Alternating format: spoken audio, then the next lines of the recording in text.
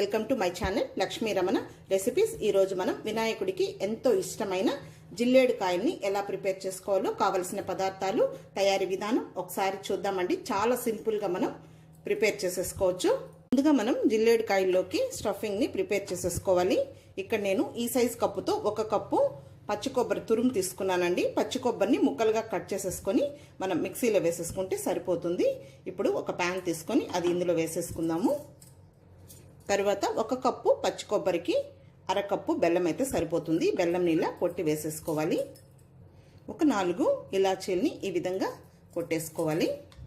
ఇప్పుడు ఇదంతా కలుపుకొని మనం కొబ్బరి లౌజ్ని ప్రిపేర్ చేసేసుకోవాలి. మీడియం ఫ్లేమ్లో ఇలా కలుపుకుంటూ, మనకు ఇందులో ఏం వాటర్ అవసరం లేదు, పచ్చి కొబ్బరి కాబట్టి అందులో తడి అనేది వస్తుంది. అయితే మనం ఇలా కలుపుకుంటూనే దీన్ని కుక్ చేసుకోవాలి, లేకపోతే అడుగంటిపోతుంది. చూడండి, ఇది రెడీ అయిపోయింది. ఇది మామూలుగా మనకు ఉడికించుకోవడానికి ఒక 5 నిమిషాలు టైం పడుతుంది.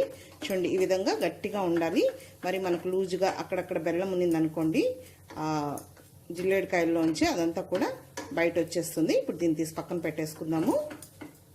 ఇప్పుడు వేరొక ప్యాన్ పెట్టుకొని మనం తీసుకున్న ఈ కప్పుతో 1.5 కప్పు నీళ్లు వేసుకోవాలి. స్టవ్ వెలిగించుకొని ఒక చిటికెడు సాల్ట్ వేసుకోవాలి.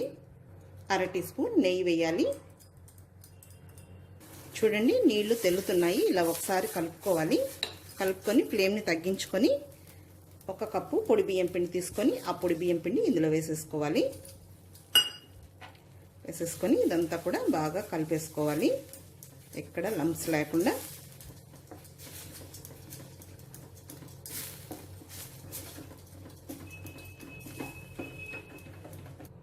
ఇప్పుడు ఇదంతా బాగా నీట్గా కలిపేసేసుకోవాలి. స్టవ్ ఆఫ్ చేసేసుకోవాలి. ఎక్కడ ఉండలు లేకుండా మనం ఇలా చక్క గరిటితో ఇలా బాగా ప్రెస్ చేసేసుకొని పిండిని బాగా స్మూత్ డో లాగా మనం ప్రిపేర్ చేసేసుకోవాలి.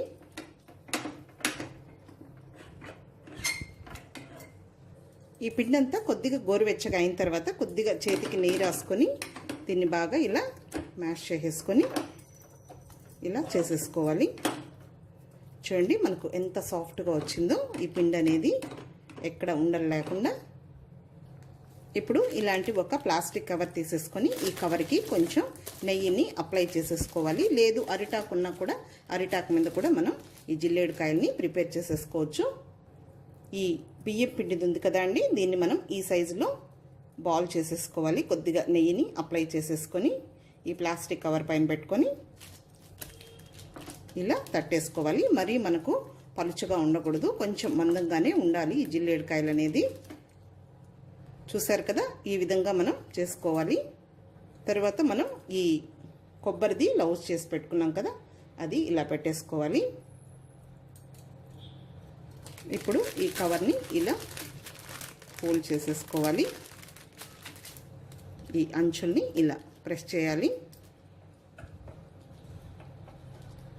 అంతే అండి, చూసారు కదా, ఈ విధంగా మిగిలినవి కూడా చేసేసుకోవాలి. ఈ విధంగా ఒక ప్లేట్ తీసుకొని ఈ చేసిన జిల్లేడుకాయలన్నింటినీ ఈ విధంగా పెట్టేసుకోవాలి. ఇదే విధంగా ఇంకోటి చేసుకుందాము. మరీ పలుచగా చేయకూడదండి, మనం ఆవిరికి పెడతాం కాబట్టి అవి తగులుకొని కట్ అయిపోతాయి. కొబ్బరి లౌజ్ పెట్టేసుకుందాము.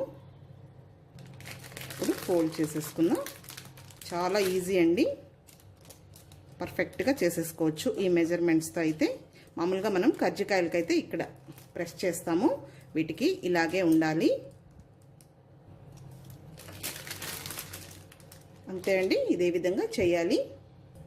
ఓకే అండి, అన్ని జిల్లేడుకాయల్ని చేసి పెట్టేశాను. ఇప్పుడు స్టవ్ వెలిగించుకొని ఒక ప్యాన్ పెట్టుకొని ఒక పెద్ద గ్లాస్ నీళ్లు వేసుకోవాలి. మీకు ఇడ్లీ పాత్రలో కావాలంటే కూడా పెట్టుకోవచ్చు వీటిని ఆవిరి పైన. ఇలాంటి స్టాండ్ ఒకటి పెట్టుకోవాలి. ఇలాంటి స్టాండ్ లేకుంటే చిన్న కప్పు, మనం ఇప్పుడు బియ్యం పిండి తీసుకున్నాం చూడండి, ఆ కప్పును కూడా పెట్టేసుకోవాలి ఇక్కడ. ఇప్పుడు ఇలాంటి ఆవిరి పైన ఉడకబెట్టుకుంటాం కదా అండి, ఇలాంటి హోల్స్ ఉన్నది, లేదు మనకు ఇంట్లో స్టీల్ది ఉంటుంది కదా అవైలబుల్, అదిగైనా పెట్టుకోవచ్చు. ఈ ప్లేట్కి కొంచెం నెయ్యిని అప్లై చేసేసుకోవాలి. ఇప్పుడు ఈ జిల్లేడు కాయల్ని ఒక్కొక్కటి ఇలా పెట్టేసుకోవాలి.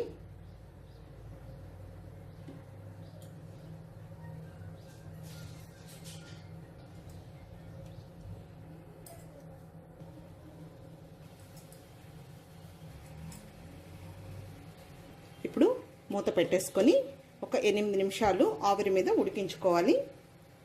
ఓకే అండి, చాలు. ఇప్పుడు మనం స్టవ్ ఆఫ్ చేసేసుకుందాం. చూద్దాము. చూడండి, మనకు ఇలా పట్టుకొని చూస్తే తెలిసిపోతుంది. ఇప్పుడు అప్పుడే మనం తీయకూడదు. ఒక 5 నిమిషాలు పక్కన పెట్టి చల్లారిన తర్వాత తీయాలి, లేకపోతే ఒకదానికొకటి అతుక్కుపోతాయి.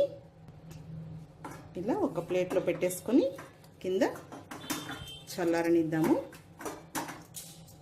ఓకే అండి, జిల్లేడు కాయలు రెడీ అయిపోయాయి. ఈ విధంగా ఒక ప్లేట్లోకి తీసేసుకుందాము. చూసారు కదా ఎంత బాగా వచ్చాయో. అంతే అండి, చూసారు కదా మనం జిల్లేడు కాయల్ని ఎలా ప్రిపేర్ చేసుకున్నామో. కాబట్టి తప్పకుండా ట్రై చేయండి. ఈ వినాయక చవితికి చాలా బాగుంటాయి దేవుడికి నైవేద్యంగా పెట్టడానికి.